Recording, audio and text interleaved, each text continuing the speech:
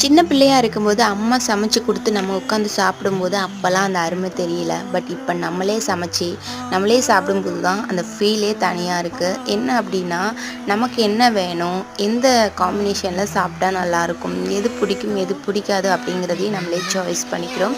So அப்போ அம்மா நமக்கு சமைச்சு கொடுக்கும்போது நம்ம எந்த எதிர்ப்புமே சொல்ல மாட்டோம். என்ன கொடுத்தாலுமே நம்ம சாப்பிட்டுப்போம். ஆனால் இப்போ அப்படி கிடையாது. நம்ம நம்மளோட கம்ஃபர்ட் ஃபுட்டுக்கு தகுந்த மாதிரி நம்ம சேஞ்ச் ஆகிட்டோம். ஆனால் இப்போ வர ஜென்ரேஷனில் இருக்கிற குட்டீஸ் எல்லாம் என்ன வேணும் அப்படின்னு கேட்டு வாங்கி சாப்பிட்றது ரொம்பவே ஆச்சரியமா இருக்கு. அமீரா குட்டியுமே என்ன சாப்பாடு வேணும் அப்படிங்கிறத சாய்ஸ் பண்ணி இப்போ கேட்டு வாங்கி சாப்பிட ஆரம்பிச்சிட்டாங்க.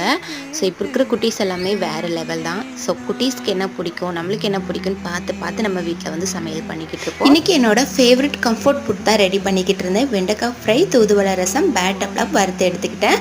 லஞ்ச் சுட சுட வச்சு சாப்பிடும்போது ரொம்ப சூப்பராக இருக்கும். தூதுவளை ரசம் குழந்தைங்களுக்கு ரொம்ப ரொம்ப நல்லது. வாரத்தில் ஒரு